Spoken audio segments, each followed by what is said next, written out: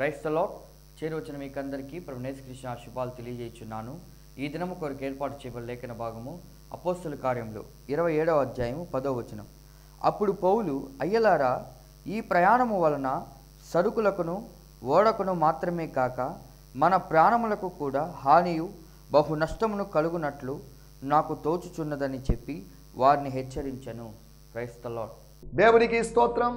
హల్లెలూయా, హల్లెలూయా, హల్లెలూయా, స్తోత్రం.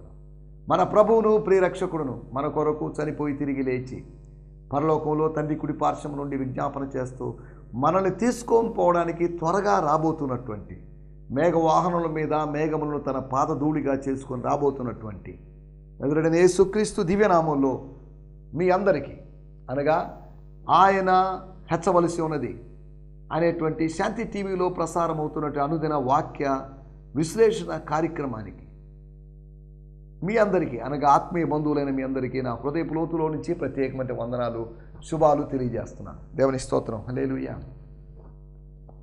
మరొక పర్యాయం, మరొక ఉదయం దేవుని వాక్యం ధ్యానించుకోవడానికి దేవుడు ఇచ్చిన మంచి అవకాశాన్ని బట్టి నేను దేవుని స్తుతిస్తున్నాను.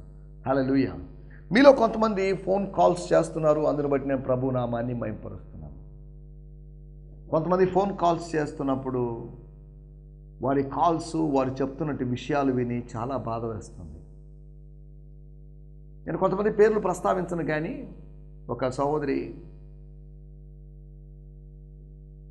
గత వారంలో ఫోన్ చేసింది.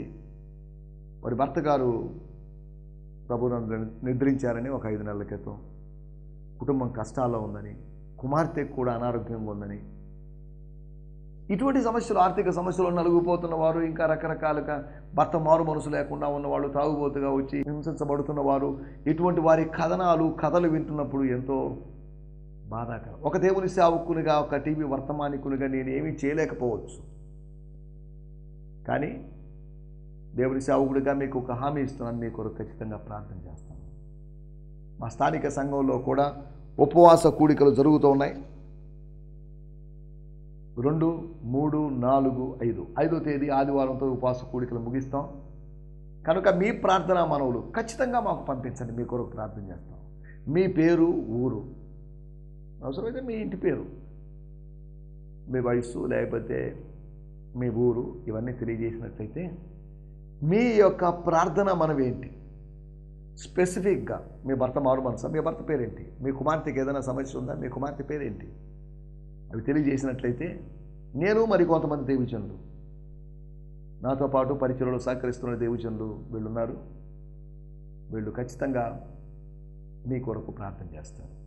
తద్వారా మీ సమస్యకు పరిష్కారం దొరుకుతుంది. మేము ప్రార్థన చేయడం వలన కాదు, ఆయన కార్యం చేయడం వలన. ఆయన కార్యం చేస్తే మీ జీవితంలో ఇప్పుడున్న పరిస్థితి మారిపోతుంది అని ఖచ్చితంగా చెప్పగలను. దేవుని స్తోత్రం.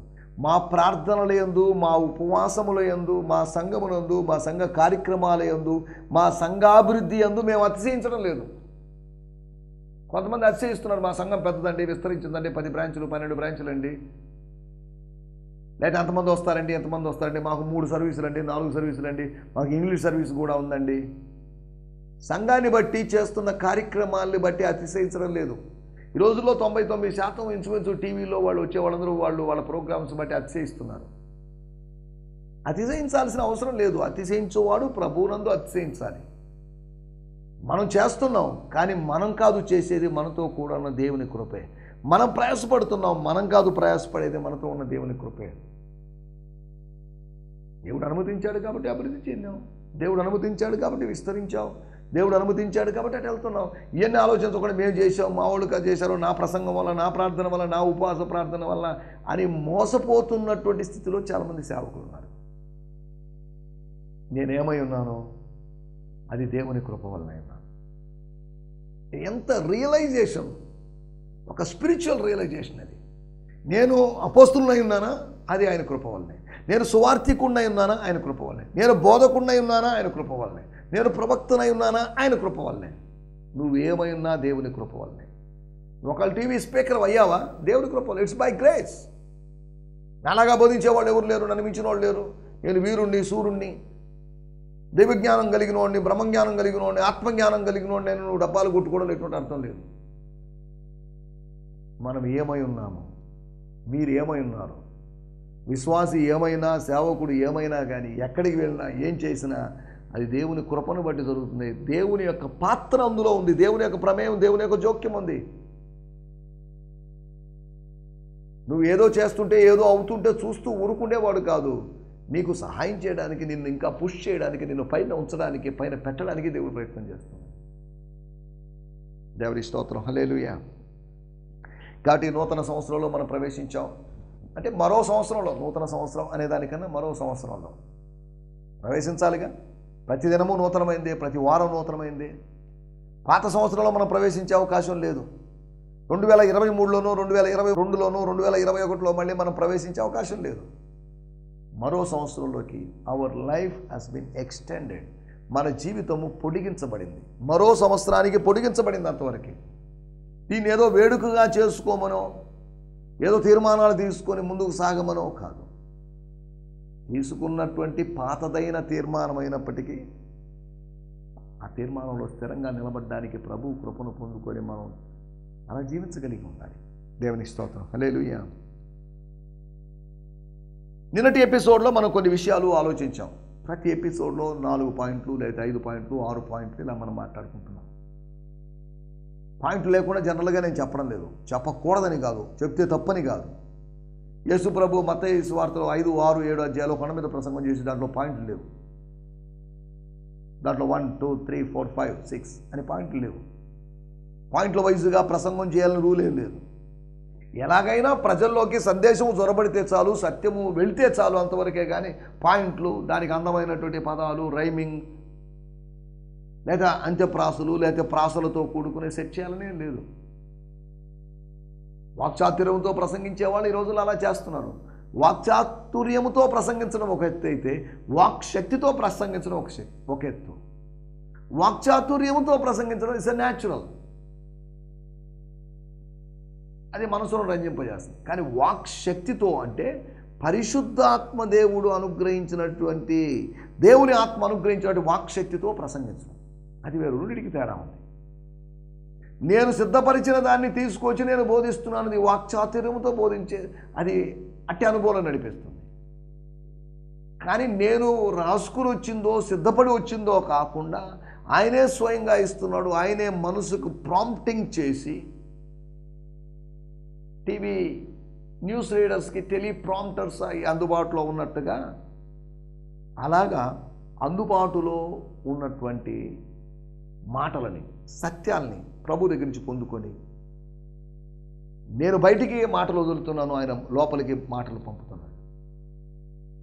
ఇలాగా దేవునికి నాకు మీకు అనగా ఆయన దగ్గర నుంచి నాకు, నా దగ్గర నుంచి మీకు, దేవుని దగ్గర నుంచి దేవుని సేవకుని దగ్గరికి, దేవుని సేవకుని దగ్గర నుంచి దేవుని బిడ్డల దగ్గరికి, ఒక ఆయన దగ్గర నుంచి ఇంకొక ఆయన దగ్గరికి, ఇంకొక ఆయన దగ్గర నుంచి అనేకుల మందికి సత్యము ఇలాగా ట్రాన్స్మిట్ అవుతూ, ట్రాన్స్ఫర్ అవుతూ, మారుతూ ముందుకు సాగుతుంది. ఎందుకు చెప్తున్నానంటే, మన జీవిత నావల పట్ల, నీ జీవిత నావ పట్ల దేవునికి ఒక ఉద్దేశం ఉంది. ఈ జీవిత నావ లేకపోతే నీ నావ ఈ లోక సముద్రంలో ఉంది. ఈ లోక సముద్రంలో ఉన్నప్పుడు లోకాన్ని దాటాలి. లోకంలో విసిరివేయబడినట్లుగా విసిరివేయబడ్డాం. ఇప్పుడు ఇక్కడి నుంచి ఈదుకొని దాటుకొని మన అవతల తీరానికి చేరాలి. ఆ మధ్యలో ఉండడానికి, మునిగిపోవడానికి కాదు. ఇశ్రాయేలు ప్రజల్ని అరణ్యములో అకాలపు అంజూరపు పండులాగా రాలిపోవడానికి దేవుడు ఏర్పాటు చేసుకోలేదు. సరే, మరెందుకు రాలిపోయారని మీరు అడగొచ్చు. వారి అవిధేయతను బట్టి, వారి అవిశ్వాసాన్ని బట్టి రాలిపోయారు. This is not God's mistake, this is human mistake. దేవుని మిస్టేక్స్ ఉండవు, మనిషికే మిస్టేక్స్ ఉంటాయి. God is perfect, man is not perfect. నాకు మిస్టేక్స్ జరగవచ్చు, కానీ దేవునికి మిస్టేక్స్ జరగవు. దేవుని స్తోత్రం. Is a perfect God. ఆయన పరిపూర్ణుడై దేవుడు. మీ పరలోకపు తండ్రి పరిపూర్ణుడు కనుక మీరును పరిపూర్ణులై ఉండండి. He so perfect. As he is perfect, we should be perfect in all things. మనం కాలేదు, పర్ఫెక్ట్ అవ్వడానికి ప్రయత్నం చేస్తున్నాం. ఈ ప్రయత్నంలో మనం పర్ఫెక్ట్ కావచ్చు, కాకపోవచ్చు. సరే, దేవుని స్తోత్రం, హల్లెలూయా. మనం లేఖన భాగాల్లోకి వచ్చేద్దాం. జీవిత నావ బయలుదేరాలి. 50 సంవత్సరాల క్రితం నా భౌతిక జీవిత ప్రయాణాన్ని నేను ఆరంభించాను. 31 సంవత్సరాల క్రితం నా ఆత్మీయ జీవిత ప్రయాణాన్ని నేను ఆరంభించాను. నా సేవా జీవితం యొక్క ప్రయాణాన్ని నేను ఆరంభించాను.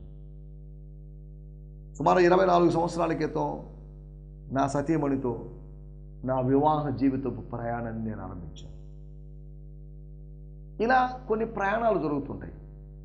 నేను ఒక సంస్థతో, నా సహవాసంతో, గిడియోన్ ఫెలోషిప్ ఇంటర్నేషనల్ GFI అనేటువంటి సహవాసంతో సుమారు 15-16 సంవత్సరాల క్రితం ప్రయాణాన్ని ఆరంభించాను. ఇంకా 18 సంవత్సరాల క్రితం ప్రయాణాన్ని ఆరంభించాను. ప్రయాణాలు మనం ఆరంభిస్తుంటాం. అనగా ఆత్మానుసారంగా ఆరంభించి శరీరానుసారంగా ముగించడం కాదు, ఆత్మానుసారంగా ఆరంభించి ఆత్మానుసారంగా ముగించడం. మనం ఎలాగోలా ఆరంభించాం, ఇమ్మెచ్యూర్గా ఆరంభించాం, మెచ్యూర్గా ముగిస్తాం. సింపుల్గా ఆరంభించాం, స్ట్రాంగ్గా మనం ముగిస్తాం. సరళంగా మనం ఆరంభిస్తాం, చాలా గంభీరంగా మనం ముగించేటువంటి అవకాశం ఉంది. దేవుని స్తోత్రం. ఒకటి బయలుదేరినటువంటి నావా లేకపోతే ఓడను గురించి.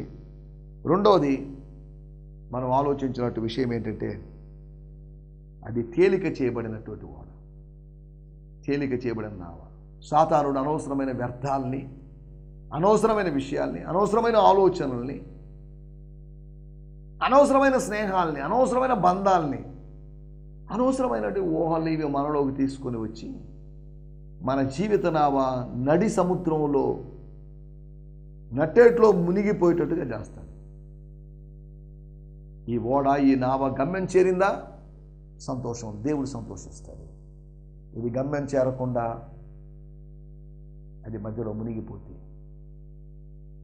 సాతానుడు సంతోషిస్తాడు. తన అనుచరులతో కలిసి తన సింహాసనం మీద కూర్చొని తన అనుచరులందరూ అటు ఇటు పని చేస్తున్నప్పుడు శభాష్, వెల్డన్, ఒక పరిశుద్ధుని పడగొట్టారు, ఒక విశ్వాసిని వినాశనానికి నడిపించారు, thank you very much, I appreciate your good job అని సాతానుడు తన అనుచరుల్ని అభినందించే అవకాశం ఉంది. స్తోత్రం. మనం ఆలోచిస్తున్నట్టు విషయం. మూడవదిగా తేలికైనటువంటి ఓడను గురించి మనం ఆలోచించాం. మూడవదిగా కదలని ఓడ. కొన్నిసార్లు ఆగిపోతుంది, కొన్నిసార్లు ఆగిపోతాం, కొన్నిసార్లు నిలిచిపోతాం, ముందుకు వెళ్ళాలా వెనక్కి రావాలా అనే డైలమాలో మనం ఉంటాం. మీరు ఈ పర్వతం దగ్గర నివసించిన కాలం చాలా ఎక్కువ ఉన్నారు. It's too much. You spend a lot of time here at this mountain. Why don't you go further? వెళ్ళిపోండి ముందుకి. చాలాసార్లు ఎక్కడో ఆగిపోతుంటాం. ఆగిపోకూడని చోట మనం ఆగిపోతుంటాం. దాన్నే మజిలీ అనుకున్న, మజిలీ కాదు, గమ్యస్థానం కాదు, అక్కడే ఆగిపోతుంటాం. Let's go forth. మోషే, ఎందుకు నిలిచున్నావు? ఎందుకు ప్రార్థన చేస్తున్నావు? ఎందుకు మొరపెడుతున్నావు? Why you are doing all these things? Go forward. ముందుకు వెళ్ళిపోవాయా మోషే? మోషేతో దేవుడు చెప్పినట్టు మనతో కూడా చెప్తాను, ముందుకు వెళ్ళిపోండి. ఎలాగా కొత్త సంవత్సరం అని ఆలోచించవద్దు, ఎలాగా ఈ నూతనమైన మాసం అని ఆలోచించవద్దు. 2024 సంవత్సరపు ఆర్థిక పరమైన ఒత్తిళ్లతో దాన్ని అవే భుజాల మీద వేసుకుని వెళ్తున్నామే. కానీ ఈ 2025 సంవత్సరం మీకు ఏమైనా ఎటువంటి హోప్స్ ఇస్తుందో లేదో నాకు తెలియదు. మనకేమో హోప్స్ ఏర్పడుతుంది. దేవుణ్ణి బట్టి, దేవుడు ఇస్తూ ఉండడాన్ని బట్టి మనకు కొద్దిగా ఆశ, నిరీక్షణ మనకు కలుగుతుంది. ఏదో పొందుకుంటాం. we will receive something. We will surely receive something. ఇదే కదా మన నిరీక్షణ. సజీవుల దేశంలో యెహోవా దయను పొందిన నమ్మకం లేకపోతే నేనేమైపోతాను? ఆ భక్తుడు ఏమైపోతాడో అతనికి అర్థం కావట్లేదు, అతను ఊహించలేకున్నాడు. మనం కూడా ఏమైపోతాం?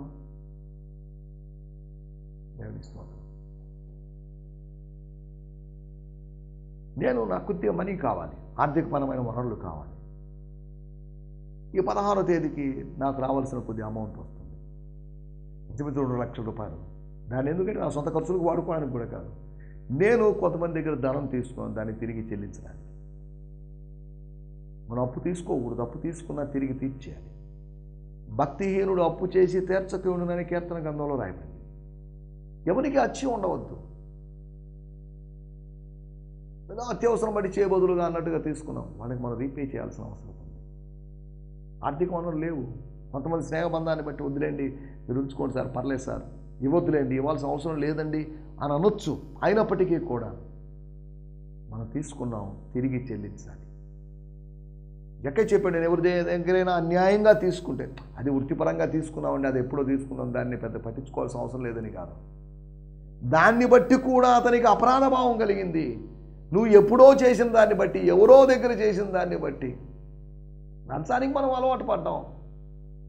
ఇంచుమించు యావరేజ్ మీద 1,21,000 రూపాయలు యావరేజ్ ఒక మనిషి లంచం పే చేస్తున్నాడు అన్నట్టుగా స్టాటిస్టిక్స్ తెలుస్తున్నాయి.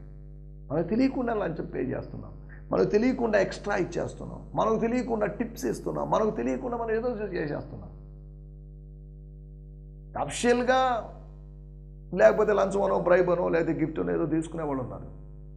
కానీ ఏదో రూపంలో, అదనపు పనుల రూపంలోనో, ఇంత పని చేసిన దానికి ఏదో ఒకట్లేండి, లేదా ఫార్వర్డింగ్ ఛార్జెస్ అనో, లేకపోతే డెలివరీ ఛార్జెస్ అనో ఏదో పేరు పెట్టి మన దగ్గర తీసుకోవడం లేదా? మనం తెలియకుండానే పని జరిగి ఇంక వాళ్ళతో ఎందుకండి వాదన, ఇచ్చేదో ఏదో కొంత మన సంతోషం కొద్దీ అని మనం ఇవ్వడం, సంతోషం కొద్దీ మనమే లంచం ఇచ్చి కొంతమంది లంచగొండలు మనం తయారు చేస్తున్నాం. లంచగొండలు తయారు చేసేది మనమే, లంచగొండలు పట్టించేది మనమే. ఎవరైతే అన్యాయంగా తీసుకోకూడదు. మనకు రావాల్సింది మనకు వస్తుంది, మనకి ఇవ్వాల్సింది దేవుడిస్తాడు. మనకి ఇచ్చేదాన్ని ఎవరు అపహరించకూడదు, ఎవరు అపహరించలేదు. దేవుని స్తోత్రం, హల్లెలూయా. మన చేతుల కష్టార్జితాన్ని మనం అనుభవించాలి. 2025వ సంవత్సరం చాలామందికి ఫైనాన్షియల్ బ్రేక్ త్రూ ఇయర్ కావాలి. నా జీవితంలో కూడా అలాగే జరగాలి. ఆర్థిక వనరులు దేవుడు అనుగ్రహించాలి. ఆర్థిక వనరులు అనుగ్రహిస్తే నేనేదో ఇల్లు కట్టుకుంటానని కాదు, నేనేదో కారు కొనుక్కుంటానని కాదు. ఆర్థిక వనరులు వచ్చాయి అనుకోండి, ఇంకా పరిచయం ఇంకొక స్టెప్ ఫర్దర్ లెవెల్లో వెళ్తుంది. అంటే డబ్బులతో మినిస్ట్రీ చేస్తున్నారా? డబ్బులతో మినిస్ట్రీ కాదు, డబ్బులు లేనప్పుడు కూడా నేను పరిచయం చేశాను. ఈ పరిచయంలోకి వచ్చిన తర్వాత 30-31 సంవత్సరాల్లో కొన్ని సందర్భాల్లో 11 కిలోమీటర్లు నడుచుకుంటూ పోయిన సందర్భాలు, 11 కిలోమీటర్లు.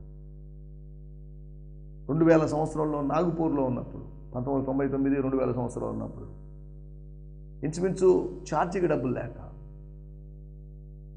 నాగపూర్ సిటీలో medical college centre Vishwakarma Nagar నుంచి మార్టిన్ నగర్ అనేటువంటి ఏరియా వరకు 11 కిలోమీటర్లు నడుచుకుంటూ పోయేవాళ్ళం.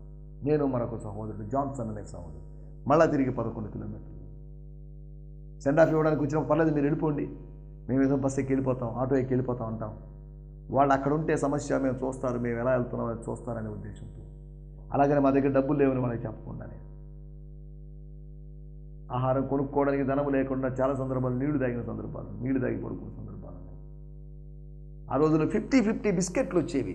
50-50 బిస్కెట్లు ఒక్క ప్యాకెట్ ఇద్దరం పంచుకొని తిని నీళ్లు తాగి పడుకున్న సందర్భాలు. ఇవన్నీ గత దినాల్లో జరిగిన అనుభవాలన్నీ ఆశీర్వాదాలుగా మార్చబడుతుంది. ఆ కష్టాల గుండా, అనర్థాల గుండా వెళ్ళాం కాబట్టి ఇప్పుడు ఆశీర్వాదాలు అనుభవిస్తాం. దేవుడు వీటిని అనుమతించాడంటే దాని అర్థం మరొక లెవెల్లో ఆశీర్వాదపు మెట్టులోకి భవంతు దగ్గరికి మమ్మల్ని నడిపిస్తాడని నమ్మకం. ఎప్పుడు కష్టాలు ఉండవు, ఎప్పుడు ఆర్థిక సమస్యలు ఉండవు. దేవుని స్తోత్రం, హల్లెలూయా. మనం ఆలోచిస్తున్న విషయాలు, ఓడ బద్దలైపోతున్నట్టు బద్దలైపోసాగెను అని అక్కడ రాయబడిన మాట 41వ వచనంలో రాయబడింది. దేవుని స్తోత్రం. జీవిత నావ బద్దలు కాకుండా, అనగా అది గమ్యస్థానం చేరుకోకుండా ఉండడానికి వీల్లేదు. కాబట్టి జీవిత నావను మన జీవిత కథానాయకుడు అయినటువంటి ప్రభు అయినటువంటి యేసు మీద ఆధారపడడం ద్వారా మనం క్షేమంగా గమ్యం చేరగలము. లేదు అంటే మన మధ్యలో ఆగిపోతాం అనే సంగతిని గుర్తు చేస్తూ రండి. ఈ దినము కొరకే ఏర్పాటు చేయబడిన లేఖన భాగము అపోస్తల కార్యములు 27వ అధ్యాయము 10వ వచనం. అప్పుడు పౌలు, అయ్యలారా, ఈ ప్రయాణము వలన సరుకులకును ఓడకును మాత్రమే కాక మన ప్రాణములకు కూడా హానియు బహు నష్టమును కలుగునట్లు నాకు తోచుతున్నదని చెప్పి వారిని హెచ్చరించెను. అప్పుడు పౌలు, ఆ సందర్భంలో పౌలు అంటే ఉపవాస దినం కూడా గతించినందున ప్రయాణం చేయుట అపాయకరమైన సందర్భంలో, ప్రతికూల పరిస్థితుల మధ్యలో పౌలు నిలబడి, పౌలు లేచి, లేకపోతే పౌలు చెప్తున్న మాట, అయ్యలారా, సహోదరులారా, తండ్రులారా, అయ్యలారా, సర్స్ రెస్పెక్టివ్గా మాట్లాడుతున్నాడు. అయ్యలారా, ఈ ప్రయాణం వలన, ఈ ప్రయాణం ఎప్పటికీ చెబుతూ వీ విల్ గో బ్యాక్ అని కాదు, మనం వెనక్కి వెళ్ళిపోదాం లేండి అని కాదు, మనం వెనక్కి వెళ్ళిపోకూడదు. ఆగుదాం, అవసరమైతే కొద్దిగా బ్రేక్ తీసుకుందాం, బ్రేక్ చండి చేద్దాం. ప్రయాణం వల్ల సరుకులకును ఓడకు మాత్రమే కాక,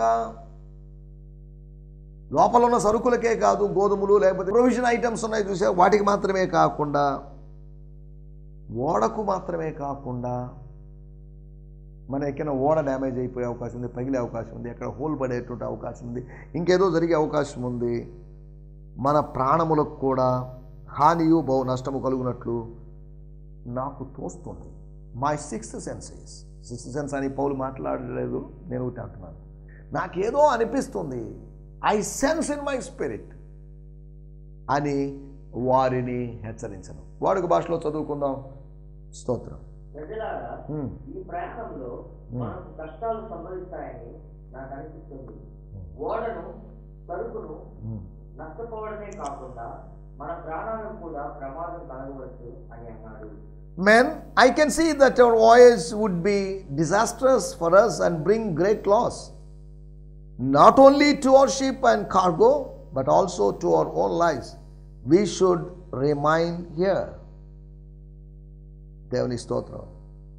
ఇక్కడ రాయబడిన మాట ఎక్స్ట్రాగా రాయబడింది, అరామిక్ తర్జుమాలో ఉంచి దేవజనులు తర్జుమా చేశారు. We should remain here. కాబట్టి ఇటువంటి పరిస్థితుల్లో మనము ఆగడం మంచిది.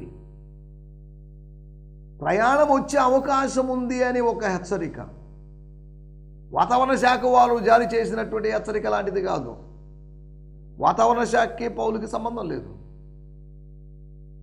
నాకెందుకో తోస్తుంది, నాకెందుకో అనిపిస్తుంది, నాకు మామూలుగా అనిపించదు, ఇప్పుడు ఎందుకు అనిపిస్తుంది. కాబట్టి ట్రై టు అండర్స్టాండ్ మీ.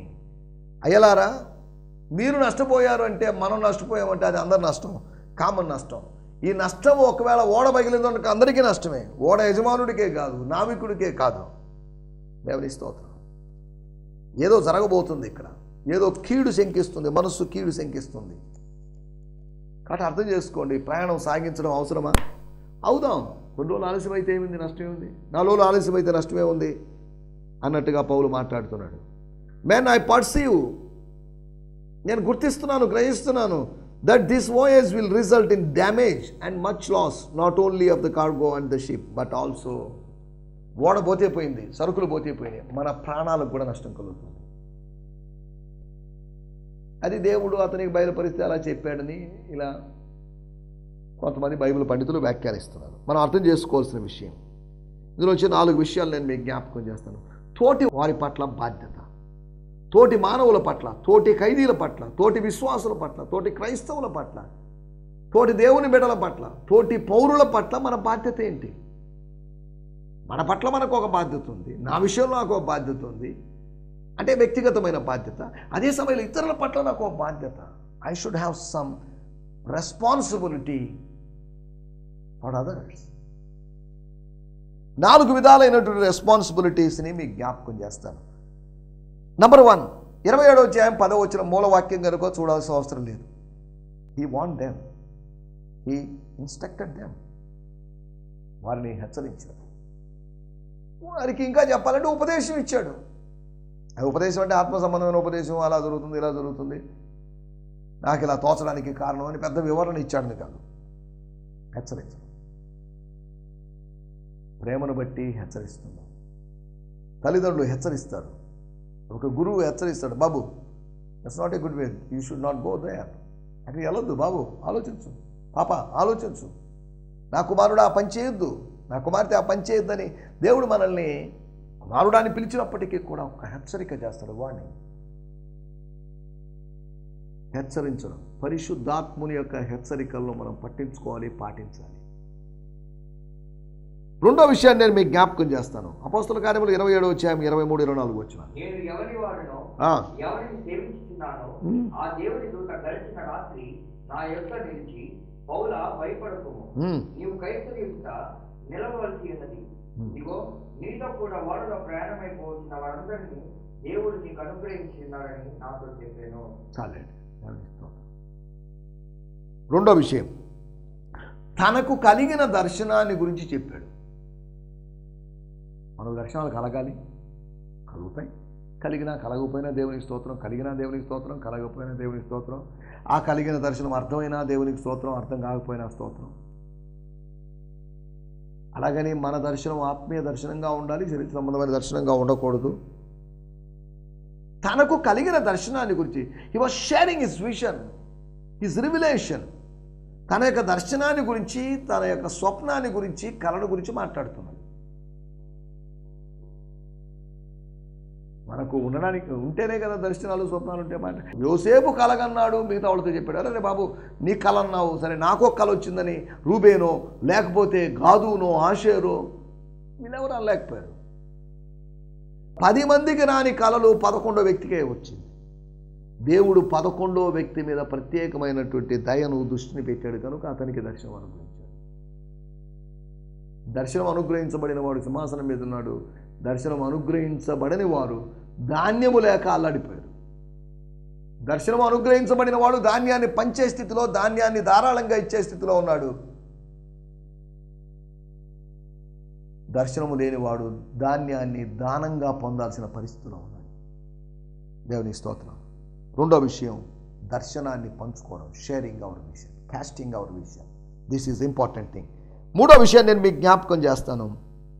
27వ అధ్యాయం 25వ వచనం. కాబట్టి ధైర్యము తెచ్చుకొనిడి, నాతో దూత చెప్పిన ప్రకారం జరుగునని నేను దేవుని నమ్ముచున్నాను. I believe that whatever the angel has said to me, those words would fulfill. బైబిల్లో దేవదూతలు చెప్పిన మాటలు నెరవేరినాయి. దేవుని మాట నిరర్థకం కాదు. దేవదూతల మాట అంటూ సెపరేట్గా లేదు, దేవుని మాటే దేవదూతల మాట. ఇక్కడ మనం ఆలోచిస్తున్నటువంటి మాట విశ్వాస ప్రకటన చేయడం, ఫెయిత్ డిక్లరేషన్. నీ ఫెయిత్ని గురించి ఎప్పుడని చెప్పావా?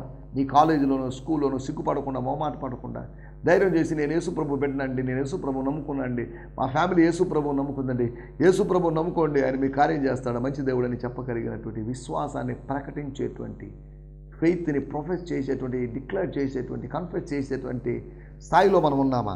నాలుగో విషయం నేను మీకు జ్ఞాపకం చేస్తాను. 27వ అధ్యాయము 29వ వచనం. అప్పుడు రాతి తిప్పలు గల చోట్ల పడుదునేమో అని భయపడి వారు ఓడ అమరములో నుండి 4 రంగులు వేసి ఎప్పుడు తెల్లవారుతుందా అని కాచుకొని ఉన్నాము. దానికి ఇంగ్లీష్ బైబిల్లో 27వ అధ్యాయం 29వ ప్రేట్ ఫర్ ద డే లైట్. ఉదయపు వెలుగు కోసం, సూర్యోదయపు వెలుగు కోసం మేము ఎదురు చూసాం, ప్రార్థించాం, కాచుకొని ఉన్నారు. వెయిట్. ఐదో విషయం నేను చెప్పి ముగిస్తాను. 27వ అధ్యాయం 34వ వచనం. స్తోత్రం. చివరి భాగంలో రాయబడింది, తల నుండి మీలో ఎవని తల నుండి ఒక్క వెంట్రుకైనను నశింపదని చెప్పుచు ఆహారం పుచ్చుకునుడని అందరినీ బతిమాలిను.